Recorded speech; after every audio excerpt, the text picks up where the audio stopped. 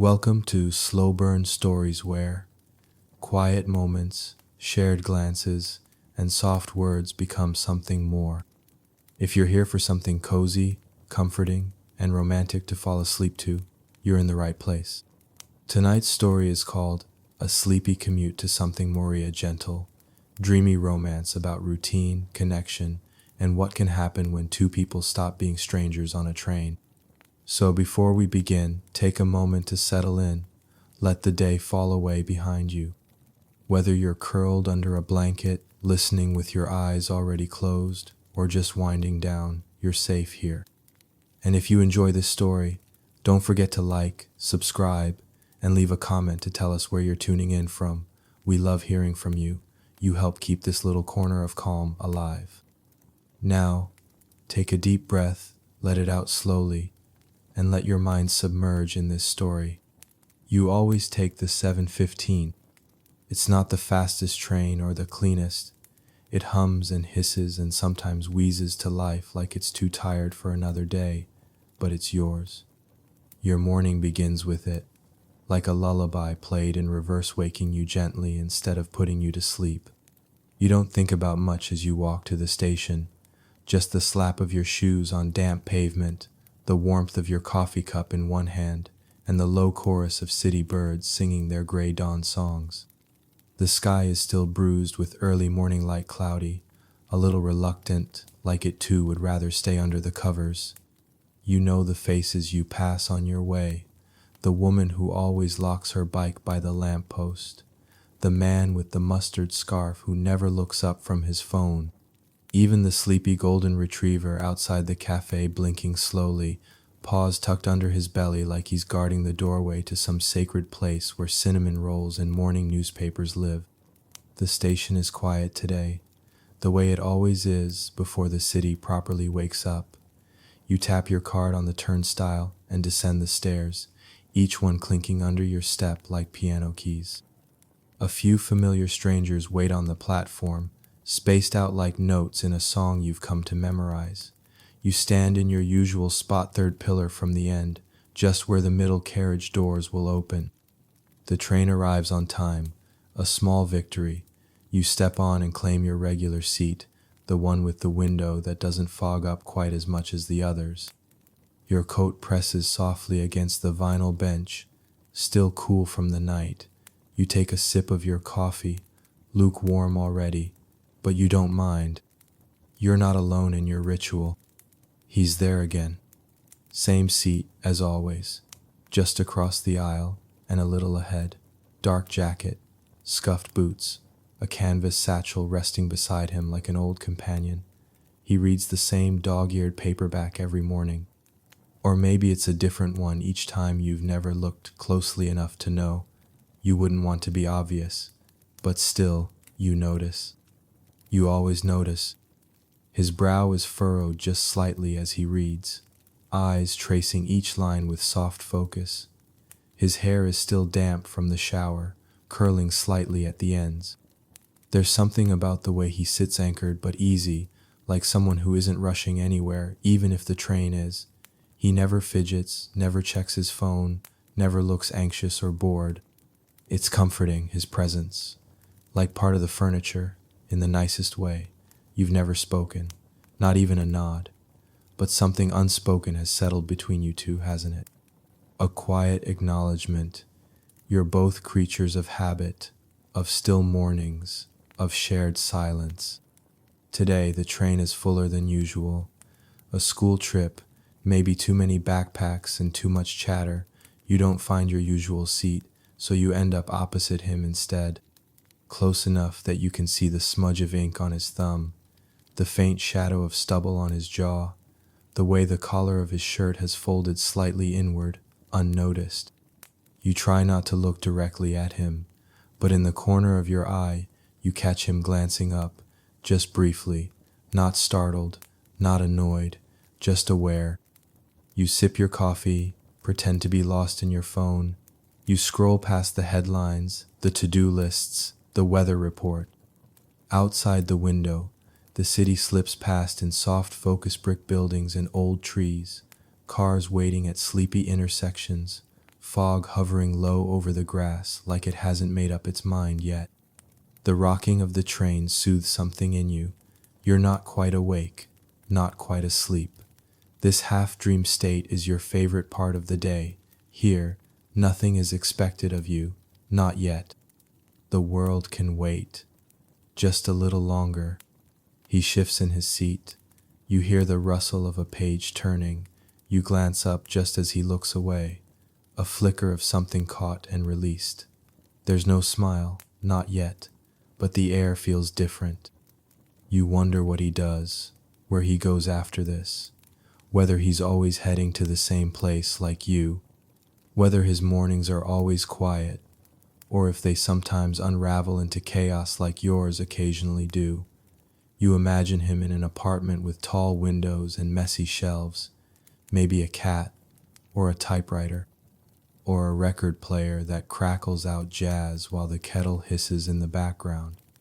You shake the thought away, too early for daydreams. The train pulls into another station. People shift, murmur, gather their bags. Someone bumps your shoulder and mumbles an apology. You smile without looking.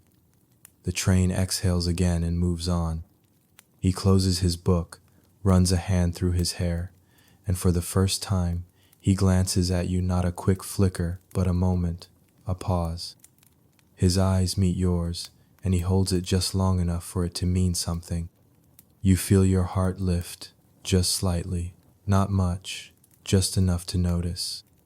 Outside, the sky begins to open pale blue peeking through the clouds, the kind of morning that could go either way. The train moves forward, and you let it carry you. You sit opposite him today. It's not deliberate, not some calculated moment of courage or proximity. The train is fuller than usual, and when the doors open and the crowd shuffles inward like polite sheep, your options are limited. You slide into the seat across from him without thinking, only realizing what you've done when you look up and meet his eyes. Only for a second, but long enough to notice. They're warm, brown maybe, or that deep gray that turns into something else depending on the light. There's no surprise on his face, no discomfort, just a kind of quiet acceptance. Like this is fine, like this is allowed. You tuck your coat tighter around your body and look out the window. The glass is streaked with mist and fingerprints. Beyond it, the morning floats past in colors too soft to name.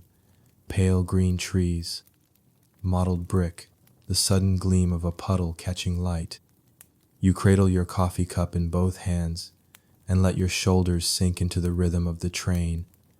It always takes a few minutes for your body to match the pace, for your breath to slow, your heartbeat to settle into the same tempo as the city gliding by. He's reading again. You glance at the book in his hands-worn spine, bent pages, a cover that's been folded back so many times the title's almost rubbed off. It's something old. You can tell by the way he holds it, like a familiar friend, like the story inside isn't surprising anymore, but still comforting. There's a pen tucked into the top corner of a page. You wonder if he underlines things, if he writes in the margins, if his copy is full of little thoughts scribbled in the quiet, in the in-between moments of a commute. You can't help it, you watch him. Not openly, not rudely, just small glances, drifting over like clouds. You notice the way he runs his thumb along the edge of the page before he turns it, the way his jaw moves slightly when he reads something thoughtful, the way he sometimes nods as if agreeing with the author, as if the two of them are having a conversation, word by word. Your stop isn't for another 15 minutes, and you feel yourself settling deeper into the seat. There's something about the hum of the carriage, the faint squeal of metal on metal, that lulls you, not toward sleep, exactly, just softness, comfort.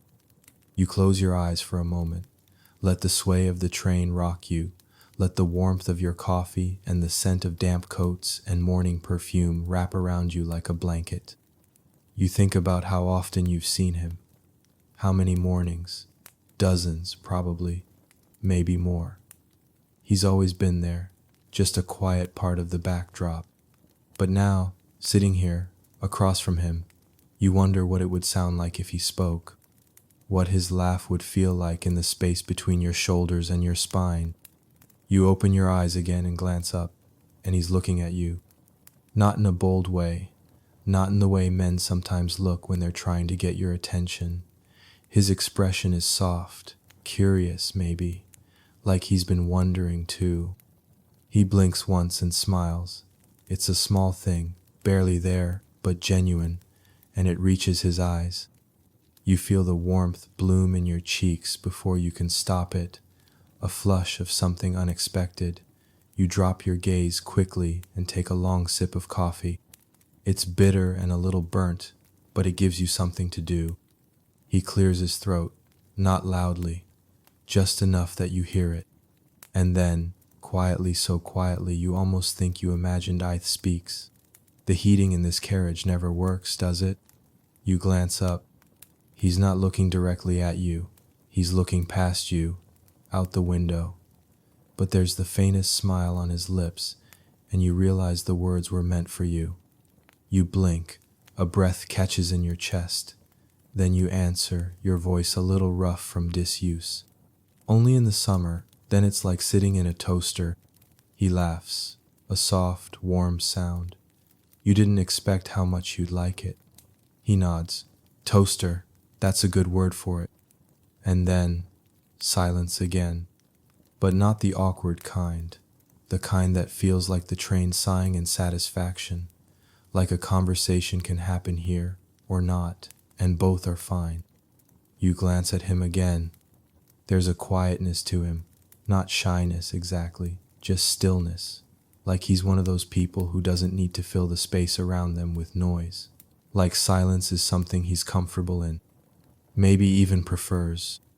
You wonder how someone learns that. You sit in that silence for the rest of the ride.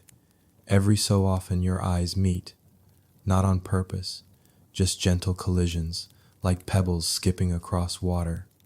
When the train slows, the sound of brakes hissing into the morning, he stands, grabs his satchel, looks down at you. Have a good day, he says. You nod, smiling before you can help it. You too. And just like that, he's gone, merged with the crowd, disappearing into the station and the heartbeat of the city beyond. But something feels different. You finish your coffee slowly, letting the last warmth sink into your fingers. The seat across from you is empty now. The train pulls away from the platform, and you think, maybe tomorrow you'll sit there again. You know the moment you step onto the platform, he's not there. You don't mean to look for him. It's not like you plan to, but your eyes slide over the crowd instinctively, scanning the benches, the spot near the second pillar where he usually stands, satchel slung casually over his shoulder, a book already open in his hands. Today, there's just a woman tapping away on her phone, earbuds in, coat pulled tightly around her, not him. You try not to feel anything. People miss trains, people sleep in, people take different routes, switch up their morning routine, get sick, or bored, or distracted. He doesn't owe you anything. You don't even know his Naminat really. One conversation, that's all. Still, the station feels emptier without him. The train pulls in, same sound as always, its mechanical breath, the soft whoosh of doors sliding open. You get on, claim your usual seat, the one you always take when it's free, the one that used to give you a quiet, discreet view of his corner of the world. You sip your coffee. It tastes the same, but less comforting. You watch the condensation on the window, the blur of motion, the silver-gray stretch of rail. The usual Monday fog hovers thick in the city's lungs, pressing low over rooftops and telephone wires. The buildings pass like memories, half-shaped and soft around the edges. Across the aisle, a man in a bright green jacket is snoring lightly. Someone's tapping a pen too loudly nearby. You glance at the seat he would normally be in, empty. You tell yourself it's fine. It is. Of course it is, but your morning feels misaligned, like one note in the song is off, and now everything around it is slightly sour. You try to refocus, opening your phone, scrolling through emails, half-heartedly pretending to care about office updates and grocery coupons and a sale on winter boots you don't really need. Your fingers move, but your mind drifts. He was just a presence, a stranger. You remind yourself of this firmly, as if reciting a fact for a test you're determined to pass. You didn't know him, not truly. One conversation doesn't mean anything. And yet, somehow, the absence of his presence feels louder than you expected. You glance at the seat again. Silly. You've never cared before. Not really. You just liked the familiarity, the pattern. It was soothing, like knowing the sun would rise, or your coffee would always be a little too hot at first, or that the old man with the tweed hat would board at the fourth stop and smell faintly of aftershave and peppermints. He was part of the background, that's all, but today the background feels incomplete. You try to read an article about productivity, something about waking up early and stretching and journaling. You close it halfway through. The words don't stick. You keep glancing out the window, as if you'll find some version of him there walking parallel to the train, just a few paces behind. Absurd, really. You lean back and close your eyes. You remember the sound of his voice, that low, thoughtful tone, the way he said toaster, like it amused him, like he was tasting the word. You remember the small curve of his smile, the one that wasn't meant to be charming or clever, just real. You wonder if he's all right. It surprises you, that thought, but it sticks. Maybe he missed his alarm. Maybe his bike got a flat. Maybe he's working from home today, curled up on a couch with a mug of tea and a stack of books, completely unaware that someone's morning feels just a little off without him. Maybe he's thinking of you too. The thought makes your stomach flutter light, foolish, impossible. You open your eyes again as the train slows. Your stop is near. You gather your bag, smooth down your coat, take a last long sip of coffee that's gone cool and sharp. The doors open, and you join the flow of people out into the gray morning. The air is damp and full of car horns and rustling umbrellas. You walk slower than usual. Maybe it's the drizzle. Maybe it's just the quiet. The office is the same. Beige walls, fluorescent lights, the hum of printers and distant keyboards tapping away like rain on windowsills. You answer emails. You sit through a meeting. You laugh politely at someone's joke and pretend not to notice when your mind drifts again. You check the time more often than you usually do. You watch the weather out the window. You wonder again where he is. The day moves slowly, like a train crawling through heavy fog. And when the evening finally comes and you step out into the cool dusk, you find yourself glancing at the station on your way home, not to board a train, not to travel anywhere, just to look. As if maybe he'll be there, standing in line for a late ride, reading another one of his books. Maybe he'll glance up, surprised, pleased. Maybe he'll say, "Funny seeing you here," but of course he's not. And so you go home. You make tea, change into soft clothes, light a candle even though you don't need one. The scent is lavender and rainwater, and it calms you a little.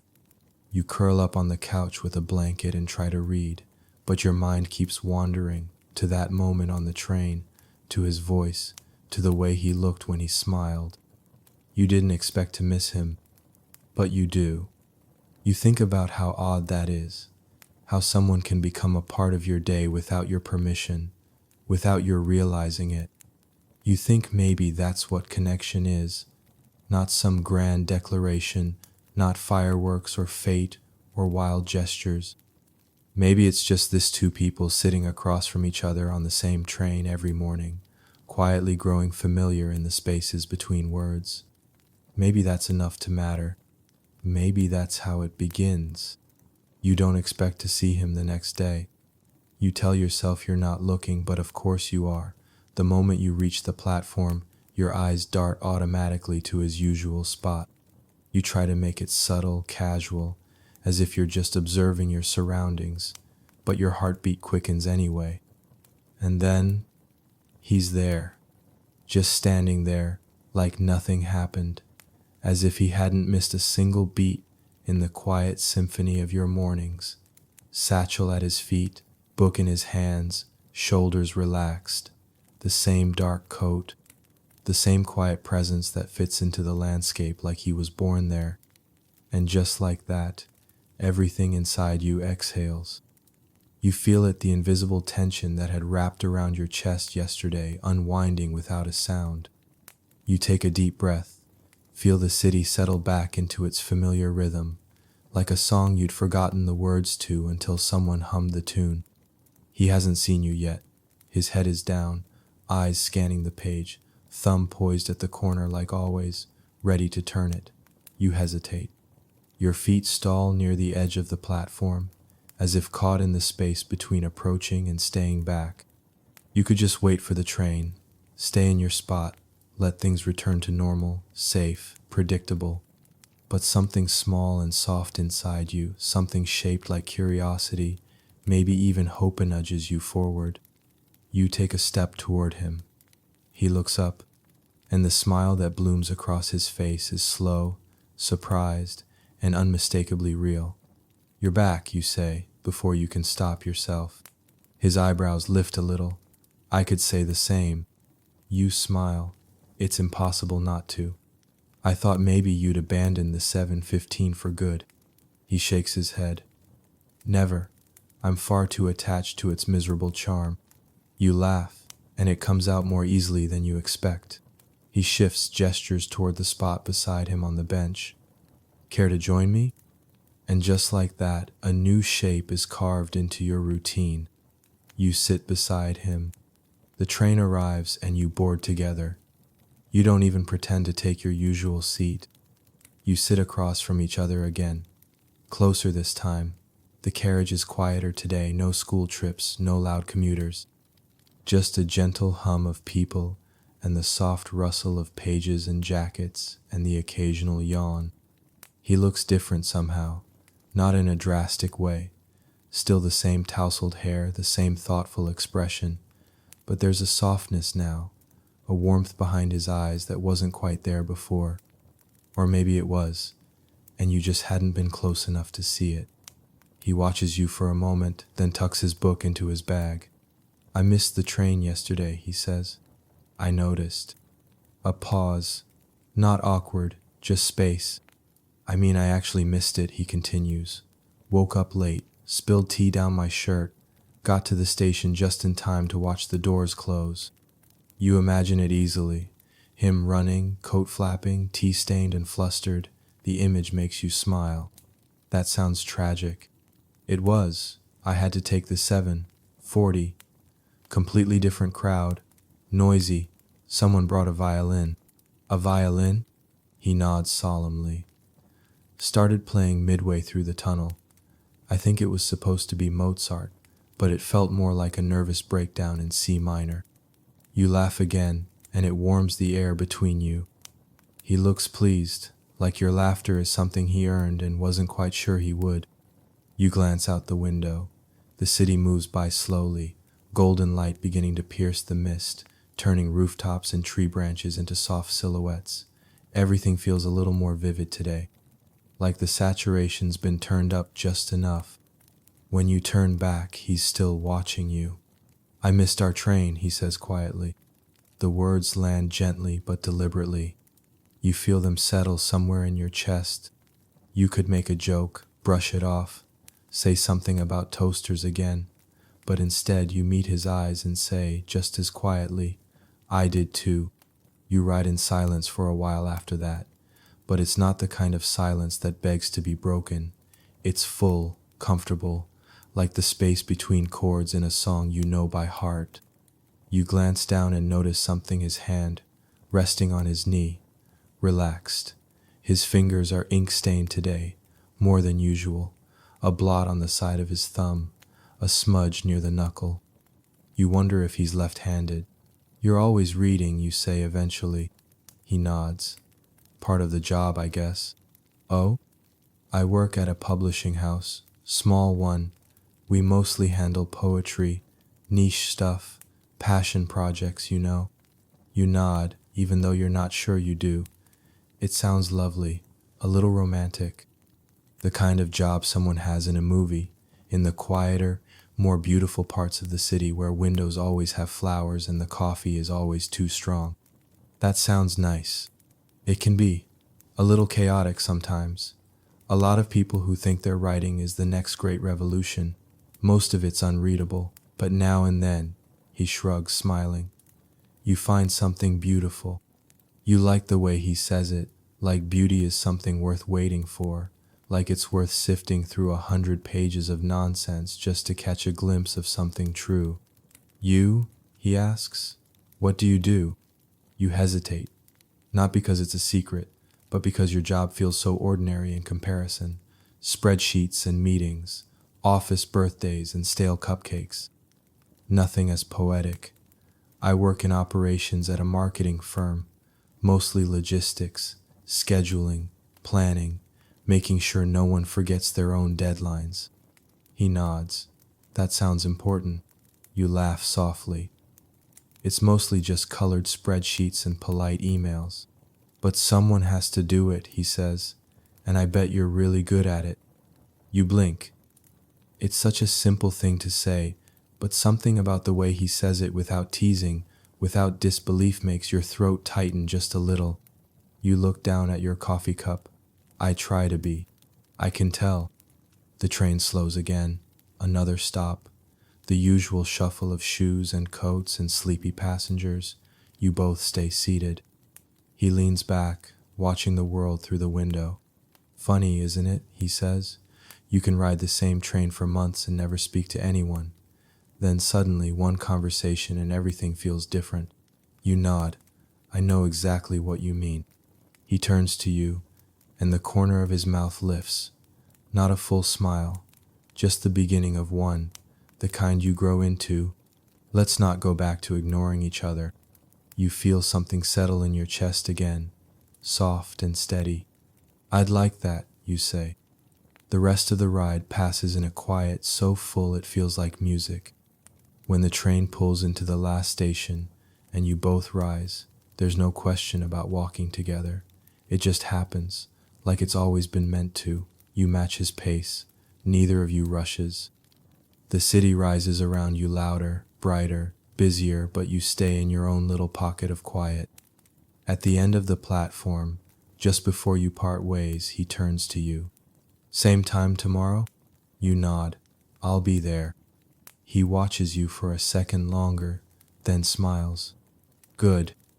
You walk away with the warmth of his voice tucked inside your coat like a secret. And for the first time in a long while, you're already looking forward to tomorrow. The next morning, you get up 10 minutes earlier. You don't mean to, it just happens. You wake before your alarm, eyes still heavy, body wrapped in the warmth of your blankets. But instead of drifting back into sleep, your thoughts drift forward toward the platform, the train, the seat across from his. You linger a little longer over your coffee. Choose a scarf that you almost never wear, soft gray wool with a thread of pale blue woven through it.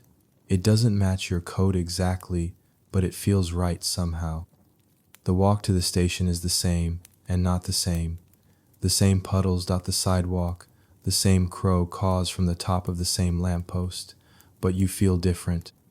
Less like someone moving through a routine, more like someone with a reason to notice the way the air smells like cold and damp leaves, or how the bakery down the street is just starting to pull the morning loaves from the oven.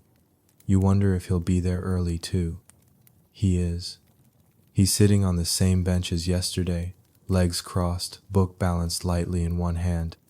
He looks up when you arrive, and the smile that spreads across his face is quiet and easy, as if seeing you is the most natural part of his morning. Morning, he says. Morning, you echo, and it comes out softer than you mean it to. You sit beside him, This time there's no hesitation. He glances at your scarf. New? You look down, surprised. I guess. I never wear it. It suits you, he says. You thank him.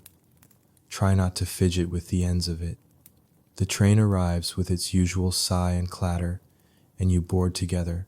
This time you sit side by side, not across from each other, not across a polite distance of table and aisle, no barrier of knees or elbows, just you and him sharing the same space, the same small bench meant for two.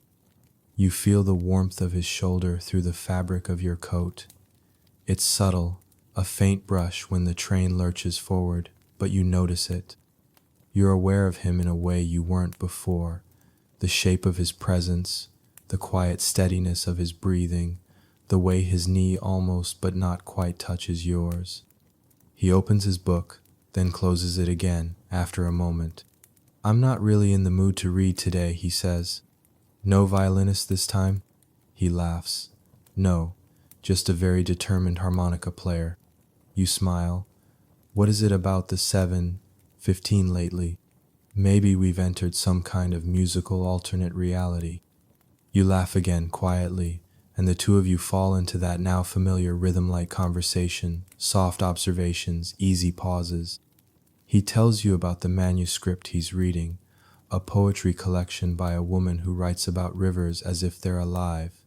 Each one is a different kind of emotion, he says. The Thames is regret. The Danube is longing. The Hudson is defiance. You tell him it sounds beautiful. He nods. It is, but sad too. There's something lonely in the way she writes, like every word is a goodbye. You glance at him. You get that from a poem? I get that from a single comma, he says, grinning. You laugh. Maybe you should be the one writing poetry. He shrugs. I used to, a little. Nothing serious. Why'd you stop? I think I got scared of how much it sounded like me. The sentence lingers in the space between you, delicate and surprising. You don't say anything right away, not because you don't know what to say, but because you want to give it room. Eventually you say, that sounds like a good reason to keep going. He glances at you, and there's something searching in his gaze. Maybe. You shift, a little nervous. I used to draw, you offer. Sketchbooks full of messy, half-finished things. I stopped when everything started feeling too rushed, like I couldn't slow down enough to look. Do you miss it? Sometimes. I think about starting again, but then I never do. He nods. We should make a deal. You raise an eyebrow. A deal? You draw something. I write something. Doesn't have to be good. Doesn't have to be finished. Just honest. You smile, surprised at how much you like the idea. Okay, you say, deal. The train moves on, the city unfolding beyond the window storefronts and scaffolding, alleyways and billboards. The morning sun peeks through in slanted beams, catching dust motes in the air and painting everything in a soft gold. He leans slightly toward you, not enough to invade your space, just enough to make you feel like you're sharing this little pocket of morning more intimately than ever before. What do you like to draw? He asks. People, faces, not portraits, exactly just expressions, moments. He smiles. Do you draw strangers on trains? You laugh. Only the ones who talk to me. He taps a finger against his chest. Lucky me. You glance at him, your smile lingering. What do you write about? He thinks for a moment. Regret, hope, small things that feel like big things. You nod slowly. That sounds about right. The train slows as it approaches the next stop, and more people pile in. The carriage grows fuller, but the space between you remains untouched, private. His knee brushes yours again. This time he doesn't move it, and neither do you. There's something gently thrilling about the nearness, not overwhelming, not dramatic, just a quiet awareness of each other. The kind that blooms in silence, in stillness, in shared routines that slowly shift into something else. He glances down at his hands, then at yours. You always hold your coffee with both hands, he says. You look down. I guess I do. It's like you're afraid it'll float away. You smile. It's more that I need the warmth. It anchors me. He nods, thoughtful. I like that. You watch his face as he says it. The curve of his mouth. The way he watches you like he's not in a hurry for you to look away. The train begins its final stretch. You feel the gentle downward tug of routine returning, the moment before parting, before work, emails, obligation. But this time it feels softer, more bearable. He reaches into his bag and pulls out a pen and a scrap of paper. He scribbles something and hands it to you. His name. And a phone number. Just that. No pressure, no explanation, just a small offering. I figured, he says, in case one of us misses the train again. You look at it for a long moment before tucking it into your coat pocket. You want to tell him you were worried when he wasn't there, that the emptiness surprised you, that this quiet little thing between you, this morning ritual, turned something more, has been growing roots without your permission. But you don't say any of that. Instead you say, thanks. He smiles. Same time tomorrow? You nod. I'll be here. You step off the train into the morning light, and for the rest of the day, his voice lingers with you, that quiet, steady cadence, the hint of a smile in every word. And when the sun begins to dip below the horizon, and the office lights click off one by one, you think about the deal you made. You go home, make tea, find your old sketchbook. The cover is dusty, the pages mostly blank, but you pick up a pencil, and you begin. You don't expect him to remember how you take your coffee, but he does. The next morning, just as the train rumbles in, he appears at your side with 2 cups sewn for him, black, and one for you, with just the right touch of milk and no sugar. You blink, a little stunned, your hand half reaching for your usual cup from the cafe near the station, when he lifts the second one slightly and says, I thought maybe I could save you the queue. You smile before you even take it from him. How did you know?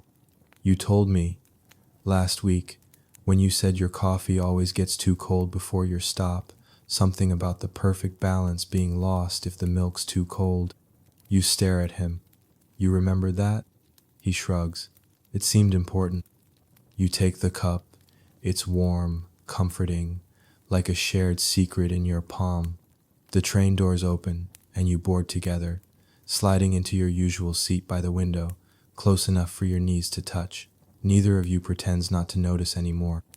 You sip the coffee. It's exactly right. He watches you out of the corner of his eye. Well, it's perfect. Good. You ride in companionable quiet for a few minutes. The soft murmur of the train, the occasional page turn from someone else's paperback, the sleepy voice of the announcer calling out the next station. It all becomes part of the background now, familiar, a soundtrack to something slow and unfolding. You glance at him, then down at your bag, where your sketchbook is tucked carefully inside. You haven't shown anyone your drawings in years. But now, your fingers trace the edge of the cover through the fabric, and for once, the idea of sharing doesn't make your chest tighten. Maybe not today, but soon. He breaks the silence with a question that takes you by surprise. Do you believe people are meant to meet? You turn to him. Like fate? He shrugs. Not necessarily in a mystical way, just that certain people find their way to you when they're supposed to. You think about that, about the quiet gravity that seems to pull the two of you closer each morning, about all the mornings before you ever spoke, just sitting near each other, passing each other in the crowd like ghosts. Maybe, you say, but I think you have to be paying attention, otherwise you miss it. He nods. I like that. Not fate exactly, just awareness. You smile. Exactly. Another silence falls, but it's full comfortably so. The kind where you both know there's more to say, But it doesn't have to come now. You look out the window. The streets roll past, the buildings familiar. The city always looks softer from this seat, like it's trying not to wake you too harshly. Then, something changes. You feel his hand brush yours on the seat, just lightly, a small moment, the kind of touch that could still be mistaken for an accident if either of you wanted it to be. But he doesn't move it away, and neither do you. The contact is simple, but everything shifts. Not in some dramatic rush, just a gentle realignment, a new point of gravity. You look down at your hands, the slight warmth of his fingers against yours. "You're braver than I am," you say softly. He smiles, almost shyly. "I just couldn't remember which pocket I put the courage in." You laugh, and he lets his fingers settle just a little more intentionally against yours. "I keep mine in the lining," you say, very inconvenient to access. You ride the rest of the way like that, fingers lightly intertwined, sharing warmth. No one else seems to notice, or maybe no one cares. Either way, the world outside the window keeps turning, but inside the carriage, time seems to pause. At your stop, you both rise slowly. It's funny how something as small as standing up can feel like letting go of something precious. Your hands drift apart, but the warmth lingers on your skin. As you step off the train, he says, "What about tonight?" You glance at him. "Tonight? Maybe we don't wait for the next morning. Maybe we grab dinner, or just a walk." You hesitate, not because you don't want to, but because it's different. Off the train, there's no hum to hide behind, no shared rhythm of steel and track to carry you forward. It's the real world. Louder, less forgiving, but his eyes are steady, hopeful, not demanding. You nod. "Okay, a walk." He smiles. "Meet you by the station at 6? 6, you echo. "I'll be there." And you are. The evening feels different, not in a bad way, just more awake. You change into something comfortable but not careless. A soft sweater, the blue scarf again. You try not to overthink it. He's waiting when you arrive, leaning against the rail just outside the station, hands in his coat pockets, eyes scanning the crowd until they land on you. His face brightens when he sees you. "You came," he says. "Of course I did." You walk. Not far, just through the quieter streets where the shops are starting to close and the lamplight spills golden across the sidewalks. You talk about little things, favorite street names, the best takeaway near your building, a dog you once met who tried to steal your sandwich. He listens with that same quiet attention he brings to everything, like you're saying something important even when you're just rambling about pastries. Eventually, you find yourselves in front of a small bookstore. It's closed, but the window is lit, and inside you can see shelves stacked with paperbacks and a single cat curled on the counter. You both stop without thinking. "Looks like your kind of place," you say. He nods. "I've submitted manuscripts here." "Really?" "They rejected me politely." You laugh. "I'm sure they regret it." He smiles. "They should." You stand there for a while, just watching the sleepy cat behind the glass. The street is quiet. Your hands are cold. He reaches for yours again. And this time, it's natural. No hesitation. Just fingers twining together under the streetlight, like it was always meant to be. It starts with the sky.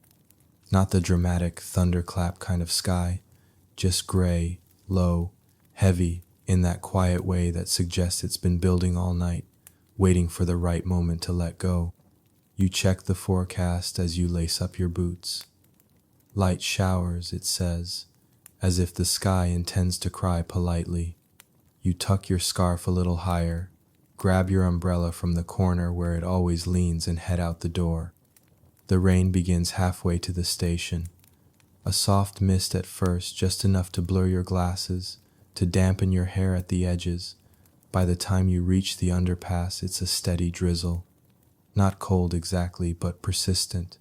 The kind of rain that soaks you with its patience. He's already there, standing beneath the narrow awning just before the stairs. No umbrella. His coat is dark with water at the shoulders. He doesn't look bothered. You stop beside him and raise your own umbrella just slightly, nudging the edge so it catches part of his sleeve. He glances at you, half smiling. Forecast lied, you say. They always do, he answers. You stand there for a moment, just two people under the slight protection of a tin roof, the rain tapping above like a nervous drummer trying to be discreet. You shift your weight. Delay? He nods. Signal issue apparently, at least 20 minutes. You glance down at the train board. The glowing letters confirm it, yellow text blinking apologetically. Well, you say, we could always stand here and complain about the weather like proper Brits. Tempting, he replies. But what if we did something revolutionary instead? You raise an eyebrow. Like what? He gestures toward the road. Walk. In the rain? He shrugs. You've got an umbrella. You look at him for a moment. His hair is already curling from the damp.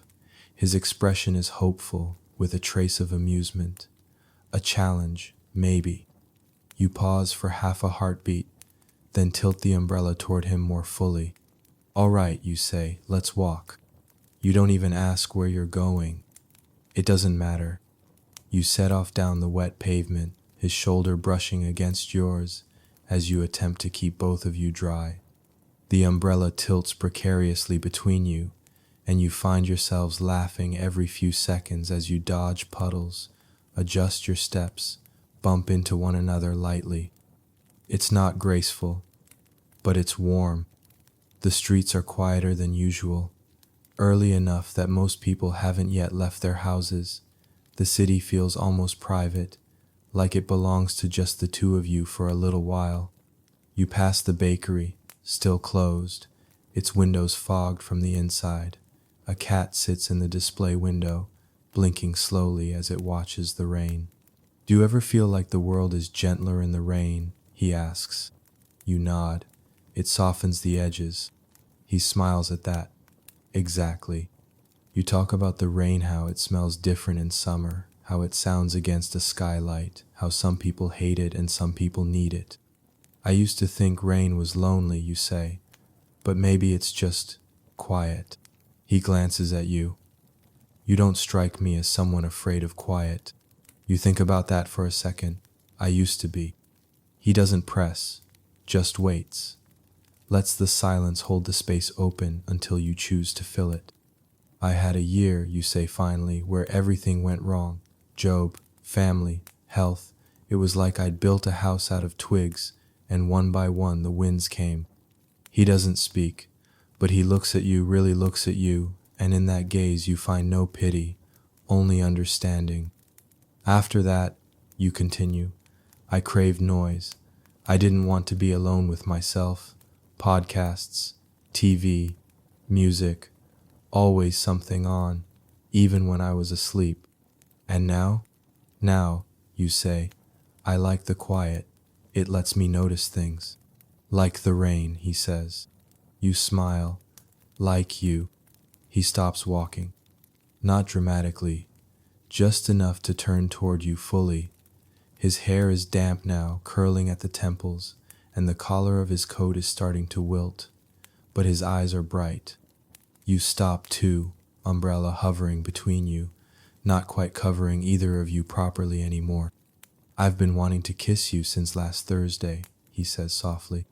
The words settle over the sound of the rain, low and warm, like something meant to be whispered against the skin. You feel your breath catch. He doesn't move forward, doesn't assume. He waits, still, open, steady. You smile. Then why didn't you? Because I wasn't sure, he says, and I didn't want to rush a good thing. And now? He takes a step closer. The umbrella tilts, rain tapping your shoulders now, but neither of you notices. Now, he says, I think maybe this is the good thing. And you kiss him. In the rain, on a quiet side street, under a crooked umbrella that slides backward as you lean into each other. It's not the kind of kiss made for movies, There's no music, no perfect angles, no slow motion glamour, but it's real. Soft, warm. He tastes like coffee, like breath and rain and something steady. When you pull back, you're both smiling. The umbrella is useless now. His hands are in yours. The rain drips from your hair and down your cheeks, but you don't mind. You walk the rest of the way hand in hand. Eventually, you circle back toward the station. The delay is still in effect, but the crowd has grown. Morning has arrived. The spell begins to lift, but only slightly. You stand beneath the overhang once more, this time shoulder to shoulder. He bumps your arm. So, breakfast? You look at him. Are you asking me to skip work? I'm asking if you've ever had croissants and terrible coffee at the corner cafe 2 blocks that way. You grin. I have not. Then I think it's time. You let the station slip behind you. The morning emails, the routine, the clock all fall away. And as you walk toward breakfast, toward warm pastries and maybe more kisses and whatever else this morning wants to offer you, realize that some delays are worth it. Some delays change everything. You've never had breakfast with him before. Not in the waking world anyway. Not outside the train. You sit across from him in a tiny cafe that smells like warm butter and roasted beans, tucked into a corner table that wobbles if you lean too far to the left. You nurse a cappuccino topped with the kind of foam that requires a spoon, and he has something simpler drip coffee, no sugar, no milk, no fuss.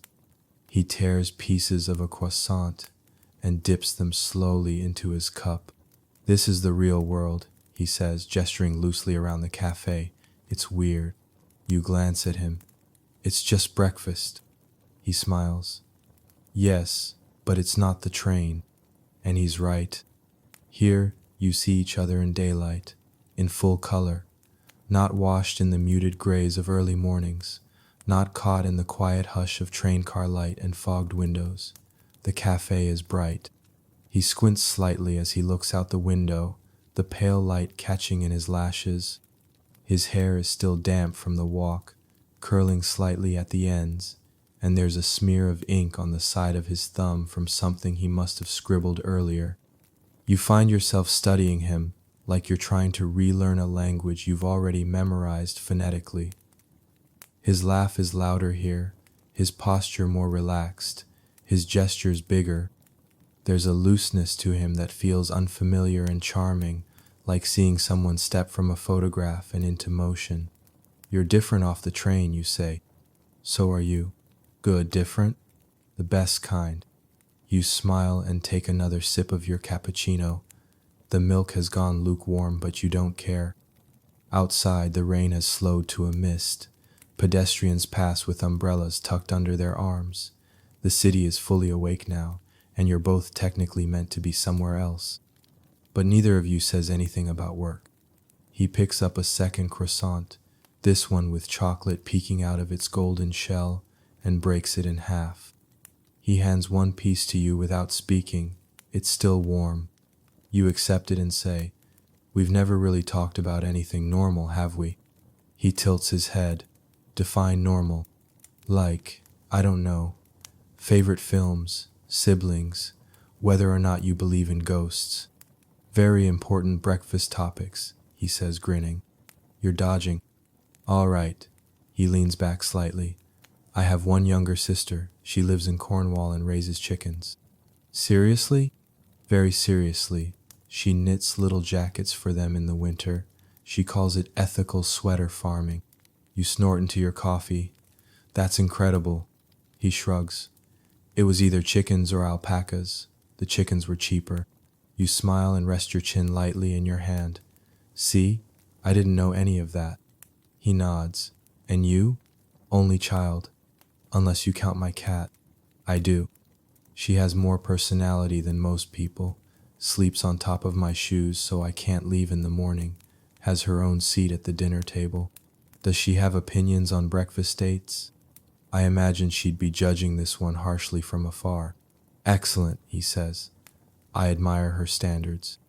You eat slowly, the way people do when they're not in a rush. You talk about music next, this habit of collecting old jazz records, your obsession with soft indie playlists that sound like they were recorded in a bedroom by someone with a heartache and a good microphone. You talk about food, about how you can never quite cook rice properly, about his childhood fear of mushrooms, about the best kind of toast. It's simple, it's easy, and yet it feels more intimate than it should. There's something tender about trading the ordinary. It's like passing notes under the table at school, tiny truths folded neatly into corners. You pause at one point and look at him, really look. How long have you lived here, you ask? Almost 4 years. Why here? He shrugs. Work brought me. I stayed because it stopped feeling temporary. And the train? He smiles. The train started as convenience, then it became routine. Then, he pauses. You tilt your head. Then, he looks at you, eyes softer than before. Then it became something I looked forward to. Your breath catches a little. You look down at your plate, then out the window, then back at him. I'm glad you missed that train last week, you say. Me too. Another silence. Not heavy, just full. He glances at his watch. We've officially missed our entire morning. You check your phone. Emails have accumulated. Text from your boss. A calendar notification blinking with gentle disapproval. You sigh. Think they'll believe it was a rain delay? Depends. Are they romantics? You grin. Not even a little. Well then, he says, we'll lie creatively. You walk out of the cafe together, coffees in hand, the rain reduced to a whisper against your coats. The city is louder now, full of clattering delivery trucks and school kids on break. It's strange to see him among it all. Out here, he doesn't blend into the scenery the way he does on the train. He shines more. You stop at the corner where your paths usually split. This time, you don't move to leave right away. I have a meeting at 1, you say, but I'll be back on the train tomorrow. He nods. I'll bring the coffee. You reach into your coat pocket, pull out the folded piece of paper he gave you days ago. His number, still creased where you tucked it. You hand it back to him. I texted you. He grins. I noticed. Saved you as umbrella accomplice. Appropriate. You stand there for a beat longer. And then without words, without hesitation, he leans forward and presses a kiss to your cheek. It's soft, familiar now, but no less meaningful. Have a good day, he says. You too. And then you both turn, walking in opposite directions through the city's rising heartbeat, your footsteps lighter than they were an hour ago. For the rest of the day, you carry the warmth of breakfast with you. Not just the food, not just the kiss, but the space. The knowing that outside the rhythm of the train and the gray mornings and the shared silences, there's a world where the two of you exist just the same.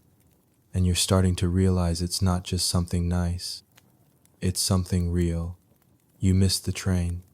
It's a simple thing. Nothing tragic, nothing cinematic, no dramatic dash down the street, no heel caught in a grate, no dropped coffee cup spinning in slow motion. You just wake up 10 minutes too late. Maybe it was the late night emails. Maybe it was the way the rain whispered against your window like a lullaby. Maybe it was how warm your bed felt without an alarm barking at you from the corner of the room. You blink blearily at the time 7, 9 and groan. It's not panic you feel, just disappointment. You throw on clothes in half-rushed motions, brush your teeth while standing on one foot to pull your boot on, forget your umbrella, remember your coffee, grab your phone, your keys, your dignity. You arrive at the station just in time to see the taillights of the 7:15 disappear around the bend, like the closing note of a song you didn't get to sing along to. You stare at the empty tracks for a moment, catching your breath, and then something strange happens. You smile, because even in your sleep-addled, foggy brain, you remember what he said that morning in the cafe, between croissants and little confessions.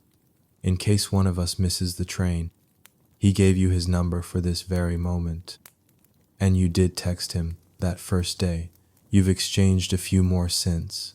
A photo of the bookstore cat curled over a stack of poetry anthologies. A short video of rain sliding down your window with the caption, "Today's soundtrack, one-liners, observations." The kind of texts that don't ask for anything but are meant to be read slowly, saved like good pages. You hesitate, then open your messages. You type, "Slept through my alarm. You'll have to read your book without me today." You hit send. Then you wait. The platform fills up again, people pressing forward as the 7:30 approaches. You watch them without really seeing. Your mind is on a black coat and a crooked smile and a seat by the window. Your phone buzzes. You glance down. 7:40, second carriage, I'll be there. You smile again. And suddenly the day feels better.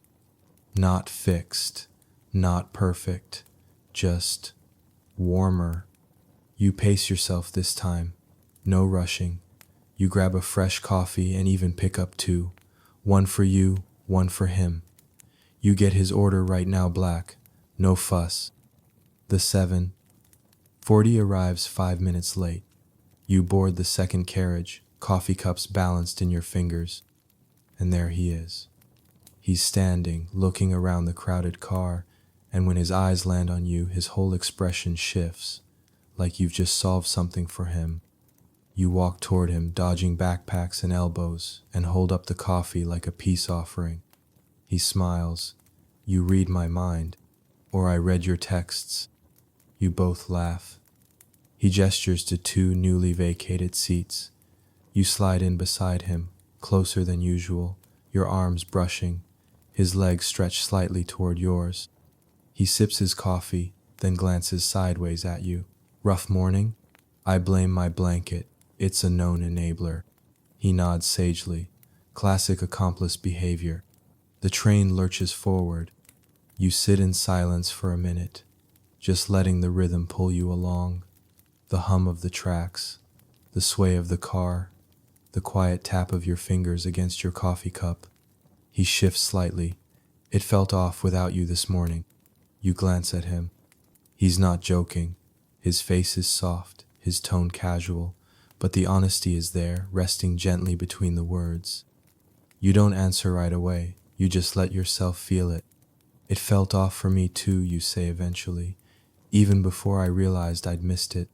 He turns toward you a little more, angling his body so you're fully facing each other. There's something new in the way he looks at you now, less hesitant, more assured. We've been dancing around something, he says. You nod. And it's nice, the dancing, but you tilt your head. You're ready for a new song. He smiles. Exactly. The train rocks beneath you. Someone sneezes 2 rows back. A child hums tunelessly under their breath. The world goes on. But for a few seconds, none of that touches you. You look at him, his familiar coat, the soft creases at the corners of his eyes, the coffee warming his fingers. You know, you say, I was going to text you even before I missed the train. Yeah? I wanted to ask if you wanted to get dinner, but not just dinner, real dinner, a table, a menu, candles even, not something accidental. He smiles, wide and warm. I would have said yes. You look down at your hands, then back at him. Would you still say yes? He leans in slightly. I'm saying yes right now.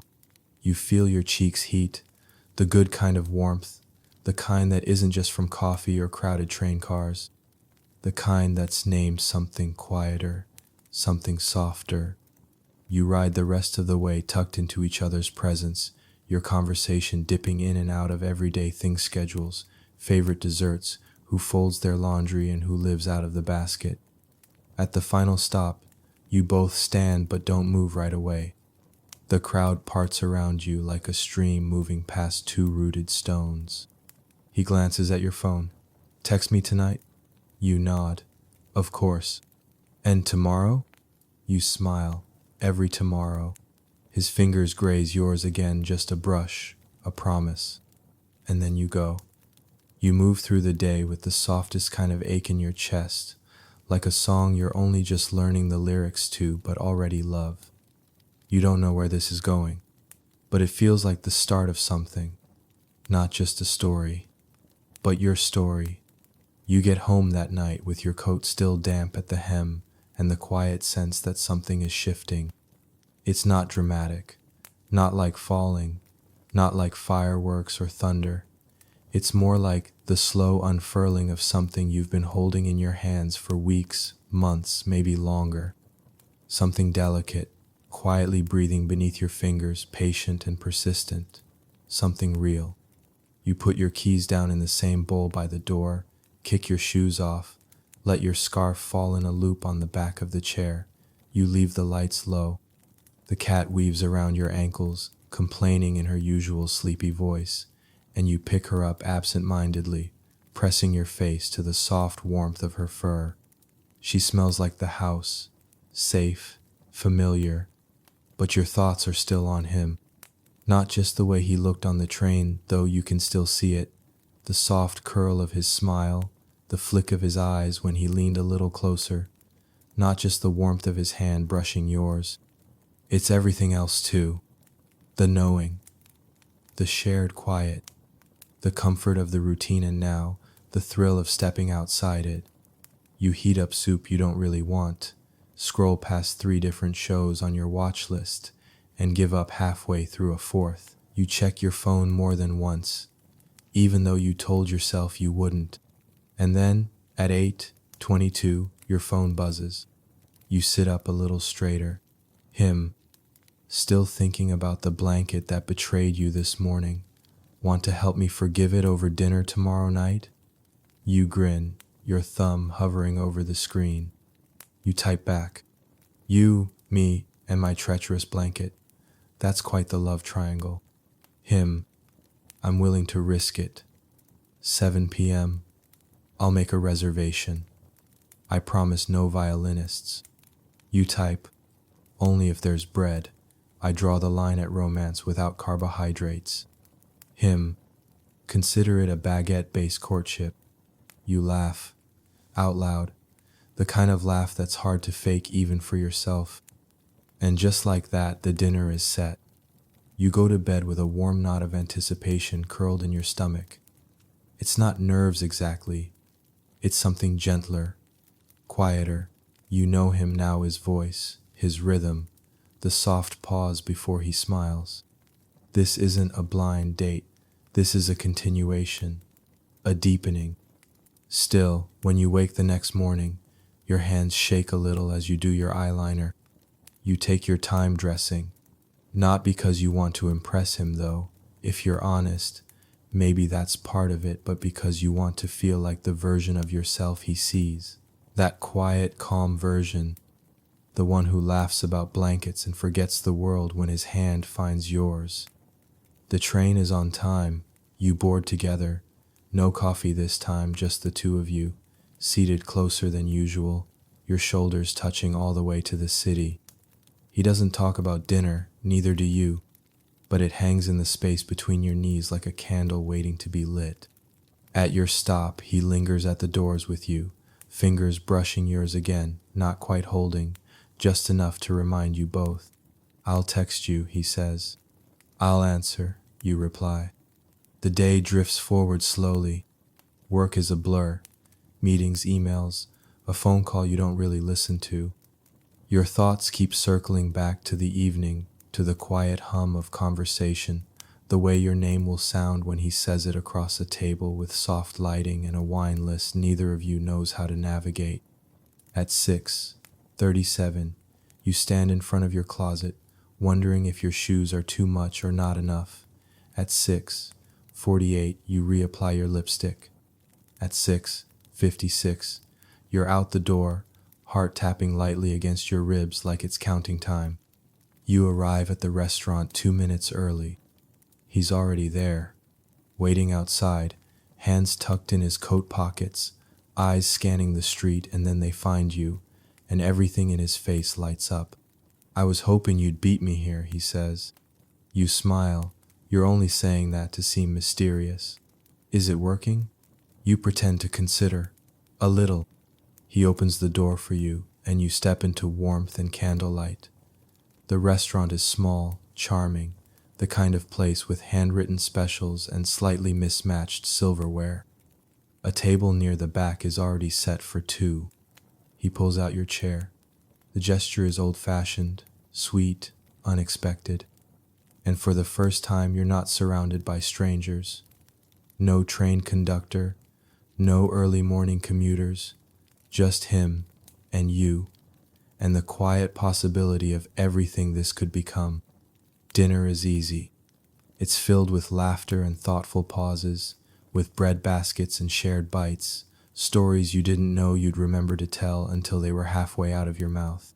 You learn he once tried to write a novel during a particularly chaotic winter and gave up on chapter 6. You learn he has a niece who calls him Uncle Waffles and refuses to learn his real name. You learn he's still not quite over the cancellation of a show you've never heard of. And you tell him things too. About your mother's obsession with birds. About your failed attempt at running a book club in university. About the way you secretly name strangers when you people watch. When dessert comes, he doesn't ask for a menu. He just orders 2 of whatever the waitress recommends and shrugs. You'll like it, he says. I have a good feeling. He's right. It's something with chocolate and berries and cream that melts in your mouth. You don't speak for a moment, just savor the sweetness. This feels real, you say softly, not meaning to say it aloud. He looks at you gently. It is. You don't rush. The table is yours for as long as you want it. And when the meal ends and the bill is paid and you both step back into the cool night air, the city around you doesn't feel quite as loud. He walks you to your train, not your stop, just your train. It's late now. The platform's nearly empty. You stand there together, the night brushing at your hair, and he looks at you like he's not quite ready to let go. Tomorrow, he says? Every tomorrow, you whisper again. He leans in. This time, the kiss isn't shy. It isn't cautious. It's gentle but sure, warm, steady, a promise tucked into a moment. And when he pulls back, you already feel the echo of him in the hollow of your chest. The train arrives. You step on board and turn to wave. He watches until the doors close, and you ride home with your fingers still curled around the memory of his hand in yours. The next morning, the train feels different. It's still the 7:15, still the same sighing doors and fogged up windows and quiet bustle of commuters cradling paper cups and glancing at headlines they'll forget before lunch. The weather is mild. The station smells faintly of damp cement and fresh pastries from the bakery stall upstairs. But everything feels a little softer now, a little more certain, because you're not just hoping he'll be there today. You know he will be. And when you arrive, he's waiting already, watching the crowd, his hands in his coat pockets, hair slightly ruffled by the breeze. When he spots you, he doesn't just smile. He lights up. You're here, he says, like it's still a little surprising, like he hasn't quite gotten used to this part yet. You smile back. So are you. This morning there's no hesitation, no careful distance. You walk right up to him and kiss his cheek, your fingers brushing his sleeve, and he leans into the touch like it's the most natural thing in the world. The train arrives, and for the first time, you don't even glance toward your old seat. You board side by side and settle into the same bench, your shoulders pressed together. His arm rests easily behind you on the seat back. You sip your coffee, he bought it again, and it's perfect. Again, and the train pulls forward. You glance around the carriage. It's funny how long you spent watching this world unfold in soft silence before it ever changed. There's the man with the crossword, furrowing his brow, the older couple who always whisper to each other like they're sharing secrets no one else could possibly understand. A young woman in pink headphones tapping her fingers against her thigh in rhythm with whatever song only she can hear. You and him used to be part of this crowd, quiet, unnamed, comfortable in the safety of mutual invisibility. But now you're something else, not just strangers, not just a routine, something more.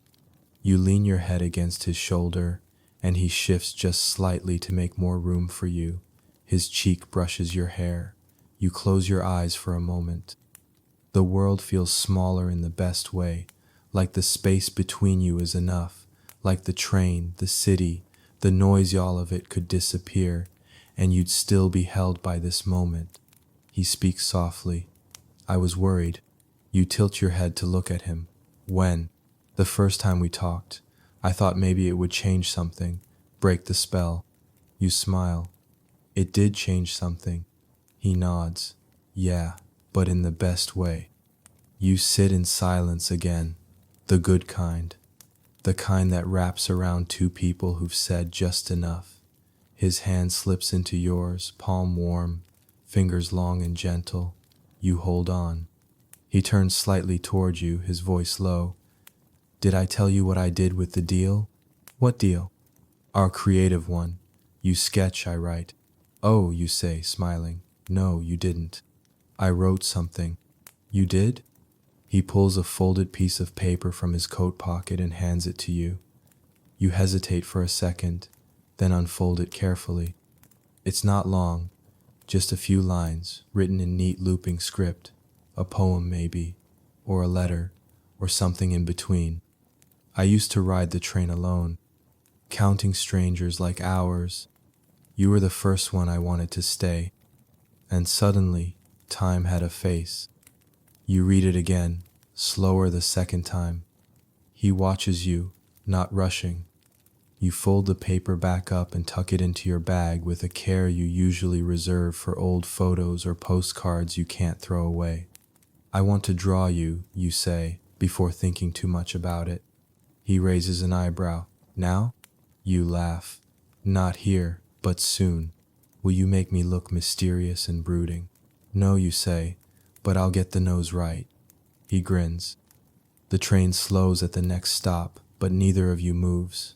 You're past that place now, the part where everything is fragile and uncertain. You've crossed into the kind of quiet that holds. He looks out the window, then back at you. You know, he says, I didn't think this could happen. Not like this. Like what? On a train, in the middle of a life that already felt so full. You nod. I know what you mean. But here you are. Here I am. You let your head rest against his shoulder again, your breath sinking with the sway of the carriage. Outside, the city moves forward. Inside, so do you. The train carries you both toward wherever today is meant to go, and for the first time in a long time, you're not just a passenger anymore. You're part of the story. Together, the train rocks gently, just like always. Only now, your shoulder is tucked beneath his, your coffee sits untouched in your hand, and your thoughts feel slow and settled like leaves, finally drifting to the bottom of a pond. You're not thinking about work. You're not thinking about errands or groceries or the unread emails blinking away in some quiet corner of your phone. You're thinking about how your heart feels steady in your chest, not racing, not anxious, just quiet. You're thinking about him. And how strange it is that someone you didn't know a few months ago now feels like the first chapter of your mornings. He shifts slightly, not to pull away, just to adjust. His arm slides behind you again, fingers curling lightly into the fabric of your coat. You feel the warmth through the wool. It anchors you, soothes you. He leans in, just enough so his lips are near your ear. I'm glad we didn't stay strangers. You close your eyes and smile. Me too. The train hums along the track, steady and reliable, like it's always been. But it carries a new weight now, a different kind of momentum. You used to ride it alone. Now, there's something tethering you. Not dependence, not urgency, just belonging. You open your eyes and look out the window. The city is wrapped in soft golden light. the kind that makes even the ugliest rooftops look poetic. Trees blur past, the river glints in the distance. You trace the outline of a pigeon on a chimney with your gaze, the kind of noticing you used to do only when you were desperately trying not to think about anything else. Now you notice everything, and you want to tell him things. Small things, random things. You want to say, you always crack your knuckles on your left hand first. You want to say, you clear your throat right before you're about to say something thoughtful. You want to say, I started sketching you last night. It was just your profile, just your collarbone, just your hands. But you don't say any of that. Instead, you say, I don't want this to just be a morning thing. He turns toward you slowly, brow raised. A morning thing? You nod, cheeks warming. The train, the coffee, the routine. I love it, but, he echoes gently. But I want to see you outside of this too. I want late dinners and lazy Sundays. I want nights where we stay up too late and mornings where we don't have to rush to the platform. His smile is slow, but sure. I was hoping you'd say that. You glance sideways at him. Yeah? He nods. Because I've already been imagining all of that. Except maybe I also imagined you wearing my hoodie and drinking tea in your kitchen while yelling at a crossword puzzle. You laugh. That's uncomfortably accurate. Thought so. You fall quiet again, but it's not hesitation, it's contentment. The kind that blooms after something is named out loud, the kind that confirms what was already growing in the quiet spaces. The train slows. The announcement calls your stop, the same one as always, but now it feels different. Now it feels like the pause between verses. You stand, and he stands with you. There's no question, no decision to make. You exit the train together. It's not dramatic. There's no music, no sweeping camera angles. Just two people walking down the platform in lockstep, the murmur of the crowd around them, the chill of the air in their cheeks, and something quiet and blooming in their chests. At the station exit, you pause. He turns to you. I want to make you breakfast. You blink. Now? He grins. Not now, someday, soon. I make excellent eggs. You smile. And toast, I assume? The best. I even butter the corners. You laugh, and it's so full, so effortless, you don't even realize how loud it is until a stranger passing by smiles at the sound. He takes your hand, not like a question, like a certainty. Come over tonight, he says. And it's not a proposition, not a demand, just an invitation. To continue, to deepen, to begin. You nod. I will. You part at the corner like always, but this time you turn to watch him go. He turns too, waves, points at his phone in pantomime, and you mimic him, smiling as you cross the street. Later that night, you'll go to his apartment. He'll open the door wearing socks that don't match and offer you a drink in a mug with a crack down one side. You'll sit on his couch, and the cat from next door will yowl outside his window, and he'll read a line from the poem he couldn't finish until he met you. And you'll laugh, and listen, and stay longer than you meant to. You'll fall asleep with your head on his chest and the scent of him in your hair, and the next morning, you'll ride the 7:15 together again, but this time with your fingers already laced. Because this isn't a maybe anymore. It isn't an almost. It's something more. And it began with a train ride.